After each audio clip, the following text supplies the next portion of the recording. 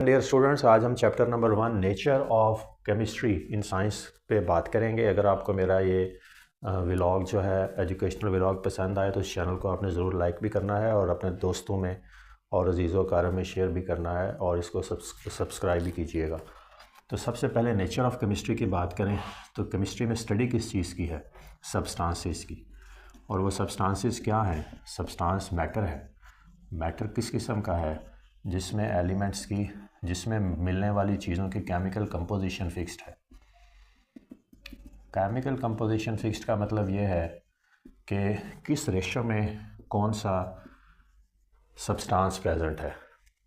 अब ये सोडियम है NaSODium और ये Na के सिंबल से डिनोट की जाती है। और यहाँ पे अगर आप देखेंगे तो ये एक सोडियम का एटम है जिसको केमिस्ट्री की ज़ुबान में एलिमेंट भी कहा जाता है। अब इसकी कंपोजिशन फिक्स्ड है। हर किस्म की कंपोजिशन अगर आप इसको फिज़िकली वे करेंगे तब भी फिक्स्ड है, और जब ये कंपाउंड फॉर्म में किसी से बॉन्ड बनाएगी तब भी इसकी रेशो फिक्स्ड रहेगी। किस तरह? सबसे पहले ये देखेंगे कि पीरियोडिक टेबल आपको बताएगा कि एक जो एलिमेंट है सोडियम का या एक एटम इसका, उसमें 23 ग्राम सोडियम प्रेजेंट है जो कि किसके बराबर है? 1 मोल के। जब भी आप सोडियम की बात करेंगे एक एटम की, एलिमेंट की, एलिमेंटल सोडियम की, तो इसके 23 ग्राम्स की बाय डिफ़ॉल्ट बात हो रही है। तो फिज़िकल कंपोजिशन भी फिक्स्ड है। और केमिकल कंपोजिशन किस तरह फिक्स्ड है कि जब यही सोडियम किसी से बॉन्ड फॉर्म करने में जाएगी, मिसाल के तौर पर क्लोरीन से बॉन्ड फॉर्म करके सोडियम क्लोराइड, जिसको टेबल सॉल्ट कहते हैं, ये बना देगी, तो यहाँ पे भी इसकी केमिकल कंपोजिशन फिक्स्ड है। सोडियम की भी एक एटम इसका, क्लोरीन की भी एक एटम इसका, कहीं पे भी आपको NaCl2 नहीं मिलेगा। इसका मतलब ये है कि जब भी सोडियम क्लोराइड की बात होगी तो NaCl की बात होगी। तो ये है पॉइंट के both physical and chemical composition is fixed. तो आप फिज़िकल की टर्म भी साथ यूज़ कर सकते हैं। जब उसके मोलर रेशो और ग्राम्स की बात आएगी वो भी फिक्स्ड है, और जब वो बॉन्डिंग में जाएगी स्पीशी किसी दूसरे सब्सटेंस या एलिमेंट के साथ या मॉलिक्यूल के साथ, तो भी उसकी कंपोजिशन उस मॉलिक्यूल में जाके फिक्स्ड ही रहेगी फॉर द सेम एटम या सेम मॉलिक्यूल। अब हम अगर इसके ब्रांचेस की बात करें डियर स्टूडेंट्स, तो ऑर्गेनिक केमिस्ट्री इसकी पहली ब्रांच है। जब भी कार्बन और कार्बन के कंपाउंड्स की बात आएगी, कंपाउंड्स ऑफ कार्बन, तो आपको ऑर्गेनिक केमिस्ट्री याद रहनी चाहिए। और यही ऑर्गेनिक केमिस्ट्री है। अब कार्बन के कंपाउंड इतने ज़्यादा क्यों हैं? इसकी वजह कैटिनेशन है। कैटिनेशन क्या है? कार्बन का अपने साथ जुड़ने की सलाहियत, सेल्फ लिंकेज की कैपेसिटी बहुत लिमिटेड से मॉलिक्यूल्स, बहुत थोड़े से एलिमेंट्स में है।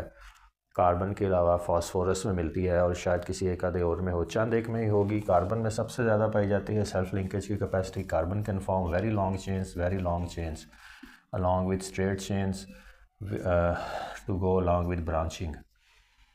तो ये है। और बाकी वैलेंसी जिसकी हमेशा हाइड्रोजन पूरी करता है, अगर कोई और स्पीशी ना हो तो 4 की टेट्रावेलेंट है ये भी इसकी एक इम्पॉर्टेंट बात है, टेट्रावेलेंसी होना। तो ये सारी चीज़ें मिल मिला के कार्बन को एक स्ट्रॉन्ग कैंडिडेट बनाती हैं कि इसके मिलियंस ऑफ कंपाउंड्स फॉर्म हो। हमारे बायोमोलिक्यूल्स हैं जैसे कि लिपिड्स एंड प्रोटीन्स, वो भी कार्बन के कंपाउंड्स हैं या कार्बन उनका वन ऑफ द कॉन्स्टिट्यूएंट्स है। इसके अलावा एवरीडे लाइफ में हमारे जो पेट्रोलियम प्रोडक्ट्स हैं ये सारे कार्बन के कंपाउंड्स हैं। एवरीडे लाइफ में यूज़ होने वाले हमारे विनीगर, ये भी कार्बन का कंपाउंड है। इट्स एन एसिटिक एसिड और इसमें कार्बन प्रेजेंट है, CH3COOH। तो ये हमारा जो है वो कार्बन के कंपाउंड्स की स्टडी की जो ब्रांच है केमिस्ट्री जिसको डील करती है, उसको ऑर्गेनिक केमिस्ट्री कहते हैं। अब हम सेकंड ब्रांच ऑफ केमिस्ट्री की तरफ चलते हैं, इनऑर्गेनिक। अब कार्बन कंपाउंड्स के अलावा जितने भी कंपाउंड्स हैं, compounds other than compounds of carbon, उसको इनऑर्गेनिक केमिस्ट्री कह देंगे। अब ये भी बहुत सारे हैं, जितने भी हमारे मिनरल्स हैं डिराइव्ड, ये यूजुअली डिराइव्ड मिनरल्स की बात करें जैसे कि टेबल सॉल्ट है sodium chloride, this is NaCl। जैसे कि एलुमिनियम का कंपाउंड है एलुमिनियम ऑक्साइड, बॉक्साइड जिसे कहते हैं, ये भी ओर की फॉर्म में मिलता है। इसके अलावा हमारी जितने भी सॉल्ट्स की तो हमने बात कर ली है, इसके अलावा एसिड्स की भी बात कर लें। बाज़ में तो है, लेकिन मोस्ट ऑफ़ द एसिड्स जो हैं इनमें जो है वो कार्बन नहीं है, जैसे कि HNO3।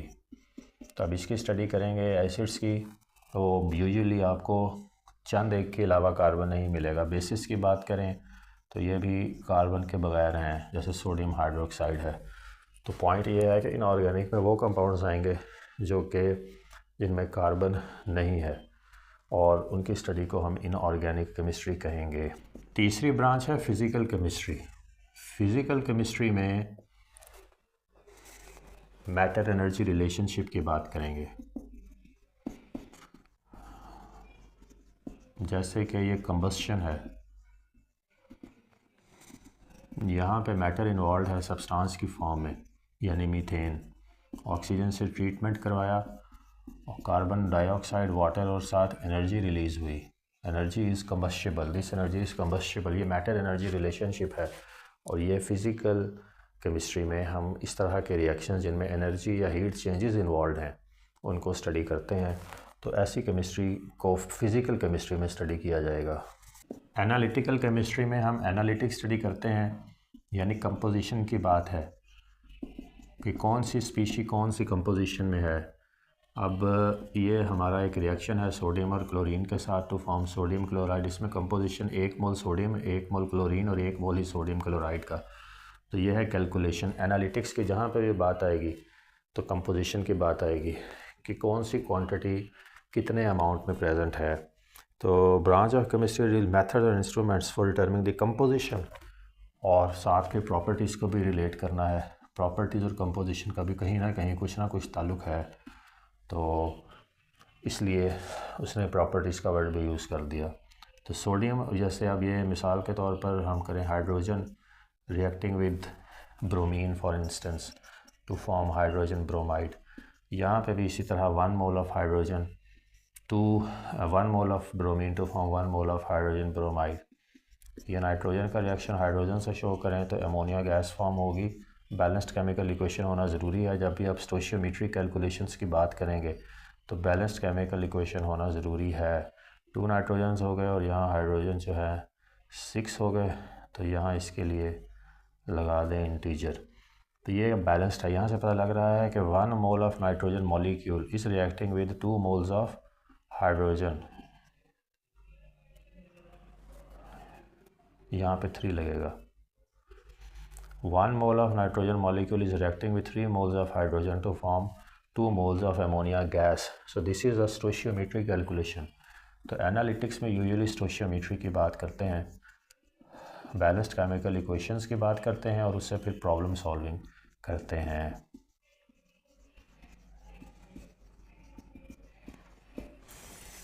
केमिस्ट्री की बात करें तो this is study of biomolecules. हमारी रोज़मर्रा ज़िंदगी में जो लिविंग सेलुलर लेवल पे बात करेंगे, सेलुलर लेवल पे जाएं तो लिपिड्स हैं, प्रोटीन्स हैं, कार्बोहाइड्रेट्स हैं, ये सारे बायोमॉलिक्यूल्स हैं। इनमें कार्बोहाइड्रेट्स, इनमें कार्बन प्रेजेंट है, हाइड्रोजन प्रेजेंट है और ऑक्सीजन प्रेजेंट है, और इसके अलावा कुछ साथ एडिशनल सब्सटेंसेस भी प्रेजेंट हैं। तो कार्बन, हाइड्रोजन और ऑक्सीजन तो बहरहाल इनमें प्रेजेंट है ही है। तो ये जो बायोकेमिस्ट्री है, इनमें इन मॉलिक्यूल्स की स्टडी की जाती है जो हमारे सेलुलर लाइफ को डील करते हैं, जिनके बगैर ज़िंदगी मुमकिन नहीं है। एनवायरनमेंटल केमिस्ट्री में हम पोल्यूटेंट्स का पाथवे स्टडी करते हैं कि उनकी सोर्सेस क्या हैं, सोर्सेस से लेके यानी उनका ओरिजिन और उनकी डेस्टिनेशन, और वहाँ पे जाके वो क्या क्या कुछ कर सकते हैं। तो इस मल्टीपल पाथवे से पोल्यूटेंट्स जो हैं वो मुख्तलिफ हमारे मतलब एटमॉस्फेयर में जाने के मल्टीपल पाथवेज़ हैं, फिर रिएक्शन के मल्टीपल पाथवेज़ हैं, किस तरह से वो आपस में इंटरेक्ट करते हैं। अब अगर इसकी एग्जांपल हमने देखनी है तो कार्बन को लें जो कि फॉसिल फ्यूल का कंपोनेंट है, एयर में जाके ऑक्सीजन से इंटरेक्ट करके कार्बन डाइऑक्साइड बन जाएगा। इसी तरह से लिमिटेड सप्लाई ऑफ ऑक्सीजन में कार्बन मोनोऑक्साइड बन जाएगा। इसी तरह से वाटर की प्रेजेंस में यही कार्बन डाइऑक्साइड अपर एटमॉस्फेयर में कार्बोनिक एसिड भी बन जाएगा, जो एसिड रेन के साथ नीचे आएगा। तो ये सारे चीज़ें पोल्यूटेंट्स, इनके डेट्रीमेंटल इफ़ेक्ट्स और इनकी कर्व करने के तरीके और इनके पाथवेज रिएक्शन के, ये सब हम एनवायरनमेंटल केमिस्ट्री में स्टडी करते हैं। इंडस्ट्रियल केमिस्ट्री की बात करें तो ये वो केमिस्ट्री है जो डील करती है इंडस्ट्रियल प्रोडक्ट से। हमारी केमिस्ट्री में अब इंडस्ट्रियल प्रोडक्ट्स की अगर बात करें तो बेंजीन के कंपाउंड्स बहुत इम्पॉर्टेंट हैं। बेंजीन और इसके डेरिवेटिव्स, मिसाल के तौर पर ये है एक बेंजीन 6 कार्बन रिंग और ये एक फ़िनोल है। अब ये एक इम्पॉर्टेंट इंडस्ट्रियल कंपाउंड है क्योंकि यहाँ से ये हाइड्रोजनस प्रोटॉन लिबरेट करके ये एक आयन बन जाता है एनाइन, और इसके साथ आप मुख्तलिफ पॉजिटिव स्पीशीज़ जोड़ सकते हैं। तो इस तरह से ये एक मल्टीपल डायमेंशनल कंपाउंड है जो हमें, अब मिसाल के तौर पर यहाँ पे आप कौन सी चीज़ जोड़ सकते हैं, वो भी एक आधी जोड़ लीजिए, मिथाइल ग्रुप जोड़ सकते हैं। तो कोई भी पॉजिटिव स्पीशी, फिर मेटल जोड़ सकते हैं, मेटल इलेक्ट्रोपॉजिटिव होते हैं। तो ये मल्टीपल कंपाउंड्स बन जाएंगे एक ही फिनोल से। ये फिर हमें इंडस्ट्रियली बहुत अहम है मुख्तलिफ़ किस्म के कंपाउंड्स फॉर्म करने में, इसमें हमारी मेडिसिन्स वगैरह भी शामिल हैं। तो ये जो बेंजीन और इसके डेरिवेटिव्स हैं, तो ये बेंजील से बेंजाइल ये लफ्ज़ आते हैं, और इसके बाद एल्डिहाइड्स, कीटोन्स वगैरह, इनकी तफसील तो अब हम नहीं देखेंगे, लेकिन ये वो कंपाउंड्स हैं जो इंडस्ट्रियली इम्पॉर्टेंट हैं, जिसकी एक एग्ज़ाम्पल ये है। ये जो मेडिसिनल केमिस्ट्री है इसमें मेडिसिन्स की बात करते हैं। अब ये बेंजीन और इसके डेरिवेटिव्स की बात की है तो ये मेडिसिन में भी इस्तेमाल होते हैं। इसके अलावा हमारे सॉल्ट्स हैं कई, जैसे कि सोडियम बाइकार्बोनेट, जैसे कि ये एसिड्स भी, लाइक एसिटिक एसिड्स, ये सारी की सारी चीज़ें जो हैं मेडिसिनल इम्पोर्टेंस की भी हैं। फिर बेंजोडायपीन्स हैं, बेंजीन के कंपाउंड्स, ये इम्पोर्टेंट हमारे ये हैं मेंटल सिम्टम्स को रिमूव करने के लिए, माइंड रिलेटेड प्रॉब्लम्स, एंजाइटी वगैरह। बेंजोडायपीन्स में बेंजीन्स हैं और मुख्तलिफ़ किस्म के सब्सटीट्यूएंट्स साथ लगे हुए हैं। अगेन बेंजीन के कंपाउंड इसमें ज़्यादा इंपॉर्टेंट हैं। कोई भी सब्सटीट्यूएंट मुख्तलिफ़ किस्म के इसके साथ लग जाते हैं और मुख्तलिफ़ कंपाउंड बनते हैं, और ये इंडस्ट्रियली और मेडिकली बहुत ज़्यादा इम्पॉर्टेंट हैं। इसके अलावा हमारे ये यहाँ पे मैं COOH लिख रहा हूँ, तो ये सारे के सारे बेंजीन के कंपाउंड्स हैं, ये बेंजोडायपीन। इसके अलावा सॉल्ट्स भी इस्तेमाल होती हैं, एसिड्स के भी अपने रोल हैं, माइल्ड और वीक एसिड्स के, और ये फिर मेडिसिनल इम्पोर्टेंस है इनकी। इसके अलावा हमारी मेटल्स भी बाज़ जो हैं वो रिक्वायर होती हैं, जैसे कि ये फोलिक एसिड वगैरह है। तो ये हमारे स्ट्रेंथ के लिए, फ़िज़िकल स्ट्रेंथ के लिए बॉडी की जो है वो आयरन की कमी को पूरा करती है। तो iron is an important, iron और इस तरह दूसरी मेटल्स जो हैं वो काफ़ी चीज़ें हैं, मतलब मेटल्स का भी एक अपना रोल है हमारी मेडिसिन से। हम पॉलीमर केमिस्ट्री की बात करते हैं, इसमें वेरियस ऑर्गेनिक कंपाउंड्स हैं जो ख़ास तौर पर इन्वॉल्व हैं, जैसे कि हम, और इनकी लंबी चेन्स हैं क्योंकि ये अपने साथ जुड़ जाते हैं। तो कोई भी एक यूनिट आप लें और उसकी लंबी चेन्स फॉर्म करें, जैसे कि ये एक यूनिट है, n नंबर तक इसको ले जाएं, to any number n extend कर लें, तो आपके पास एक पॉलीमर जनरेट होगा। कहेंगे many monomer units, mono means many, mono means one, poly means many. तो when many monomer units combine to form a long chains compound, it's called a polymer. Carbon में ये खासियत ख़ास तौर पर है कि वो पॉलीमर्स फॉर्म करती है और फिर इससे रबर वगैरह बनता है। हमारे रबर, प्लास्टिक वगैरह, ये सब पॉलीमर्स हैं कार्बन के। जियो केमिस्ट्री में जियोलॉजिकल लैंड फीचर्स की बात हम करते हैं, जियोलॉजिकल सर्वेज, लैंड फीचर्स की बात, टोपोग्राफी की बात,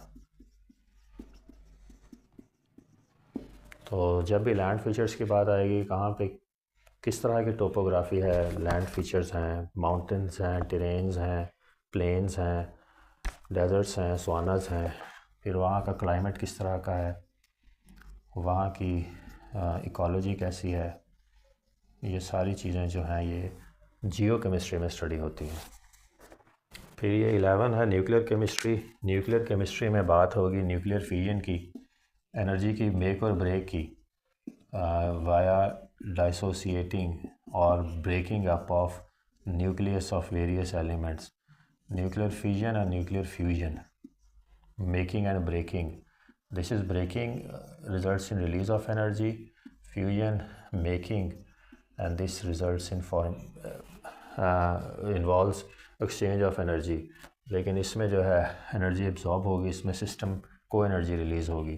तो ये न्यूक्लियर फ्यूजन है और न्यूक्लियर फ्यूजन है। न्यूक्लियर रिएक्टर्स में जो हम वेरियस एलिमेंट्स जैसे कि हीलियम है, इनके न्यूक्लियाई को इलेक्ट्रॉन्स वगैरह से बम्बार्ड करवा के ब्रेकअप करते हैं और वेरियस आइसोटोप्स फॉर्म करते हैं और energy generation in the mean time होती है, तो इसको कहते हैं न्यूक्लियर केमिस्ट्री।